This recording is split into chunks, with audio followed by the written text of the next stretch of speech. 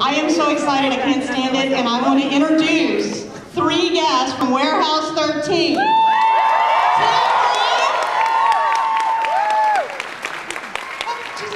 I swear, she's here. Oh, yeah.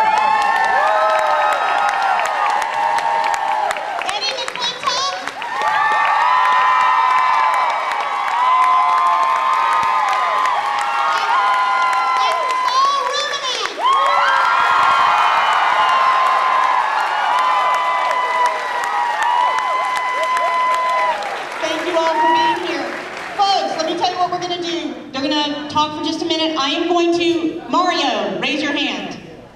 I'm going to go stand where Mario is, and we're going to take questions from there. So cue up where Mario is, and I will be doing the questions.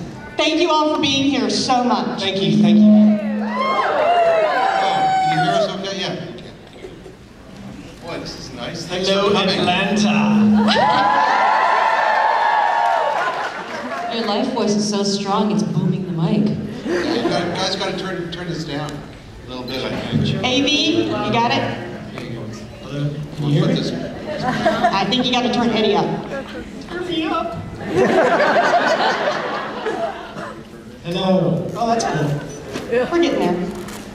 DragonCon, huh? This is my first time here, and it is good. Looking forward to more, definitely. How many people have been here before? First time. Hopefully not the last. It's been going for 25 years. This is our 24th year, yes. Awesome. 24th year. Okay, we have our first question. First brave soul, Linda. Hi. Hi. I guess I want to ask Tia about, I know this is the Warehouse 13 and I love Warehouse 13, but I wanted to ask Tia about Relic Hunter.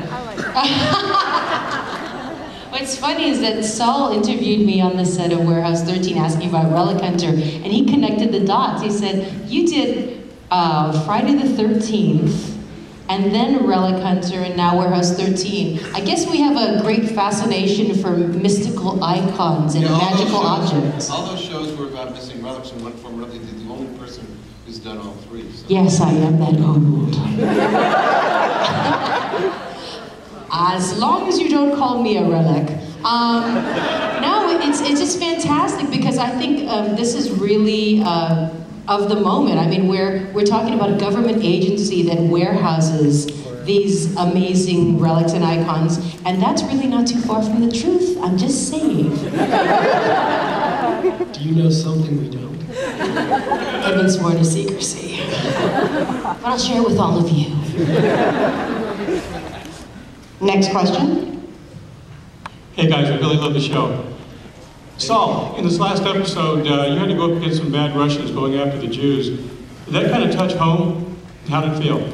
Yeah, when we started doing the series, can you guys all hear me okay? Yes. No? When we started doing the series, the writers asked the actors to come in and they started to talk to us, and they were very smart about it, and they started using some of our own background. There's some connection here.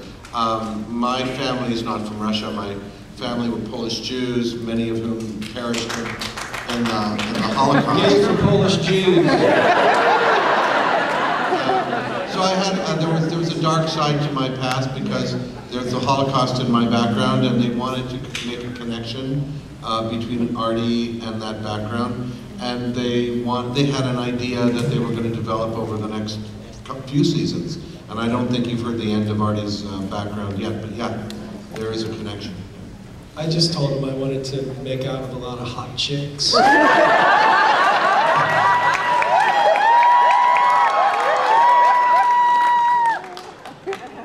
was worried you weren't gonna... That might have been me. I was worried you guys it was gonna be overwhelming, but I think you're gonna be great at DragonCon. This is awesome. Our next question. Saul, I wanted to say I really loved your episode of Next Generation. That was fantastic. And my question is for Eddie. I noticed your rocking the goatee, so is there evil alternate universe maybe?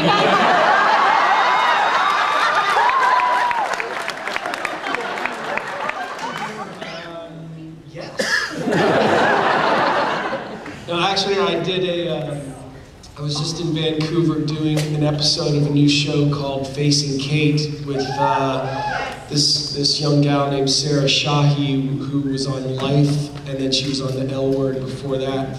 And I'm playing a Montana cowboy who has a cooking show, and I just thought,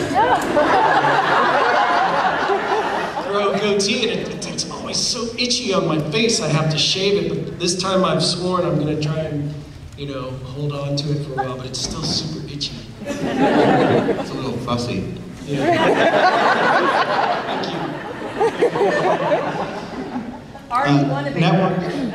you. Networks like Fox or Torch for hacking shows. I was wondering what kind of support the Sci-Fi Channel gives y'all for trying to continue and keep your series going. I've been doing this for a long time. I'm too long to more than a but I haven't seen this kind of support ever. This is the first time for me, maybe for all of us, that we've been the #1 show on a network. It's just we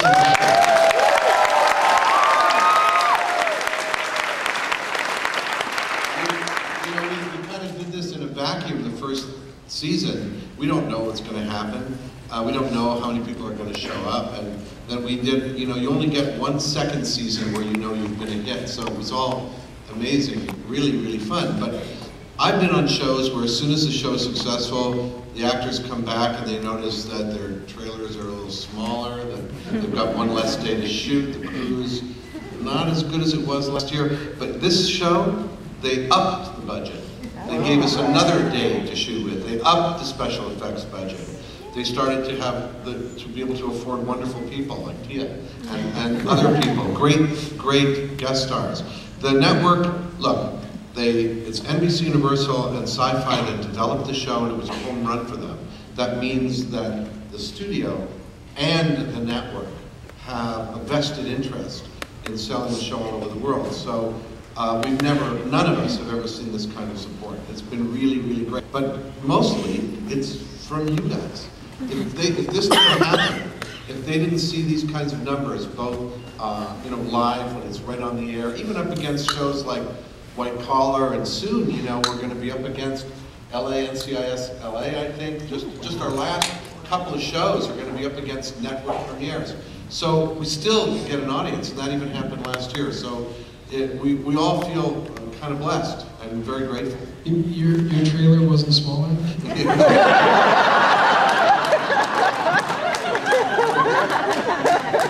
It's a whole talent thing. But.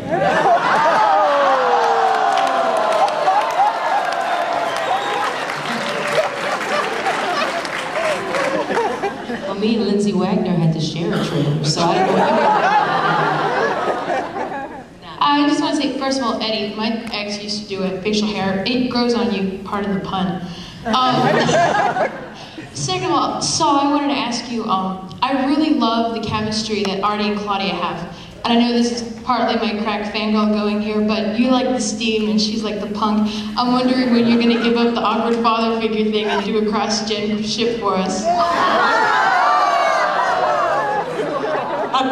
A cross-generational romance.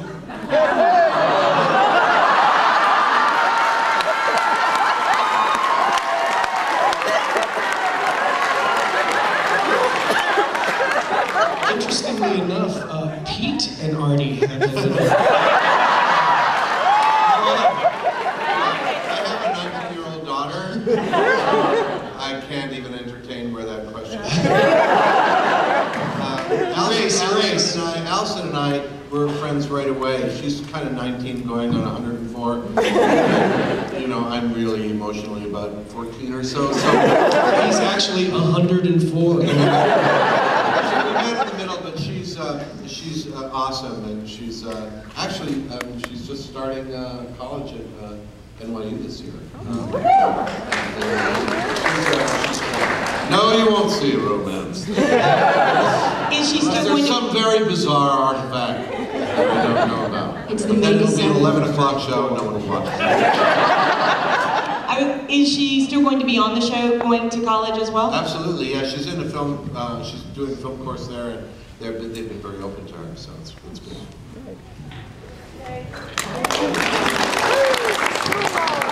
Hi, this question is for Saul. I just wanted to say that the character of Artie has really grown on me through the seasons of the show, and I think that's due in a major part to your wonderful performance. I also wanted to ask, on the pilot of Leverage, you played such a different character, an evil character.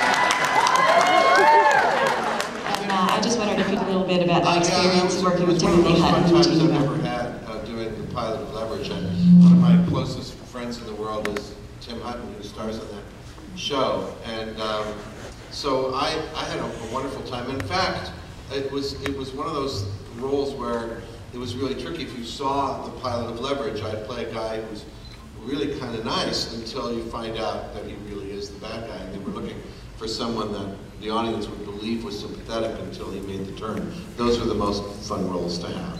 The most fun. That's what's so great about this show, which is that because of the artifacts and because of their imagination, the writer's imaginations can get full reign. We're liable to be anybody, just as we had this wonderful episode where I thought Eddie was brilliant in the role where he became paranoid and obsessed. Artie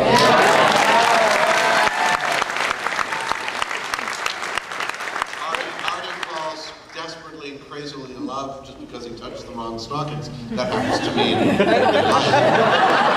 Artie, it's a whole different thing. It's a fun show to do for that reason. Hello, all of you. You all do a great job on the show. I love the chemistry of all your characters. Thank you. My question is to Saul, and actually to you as well, Eddie. Do you actually have any input to the writers on what artifacts can be used? Let's say, for example, with some of your previous roles on other shows, like from Stargate SG-1 on Heroes, being maybe have a little gate show up, or perhaps even a little miniature Data. Or maybe a posture on Brent, even have Brent Spiner himself come on the show. I'd actually like Brent Spiner himself to be on the show. I'm pitching him today.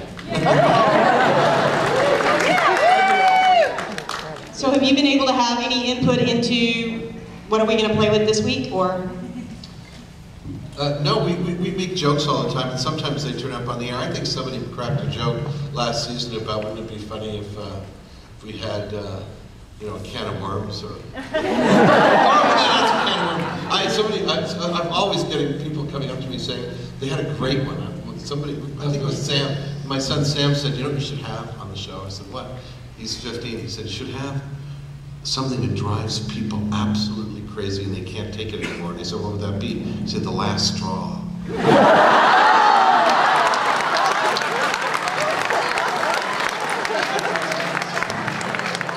So I'm going to suggest that if you see that, it's going to be a great article. Don't touch that!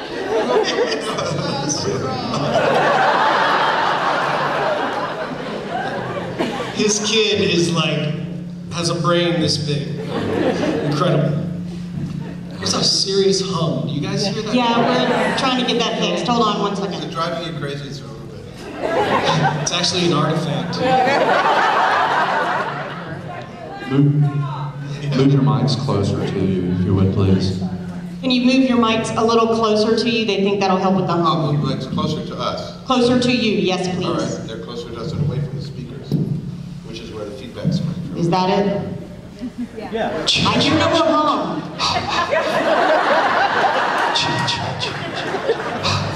It's the second panel. We still have tech ops brothers.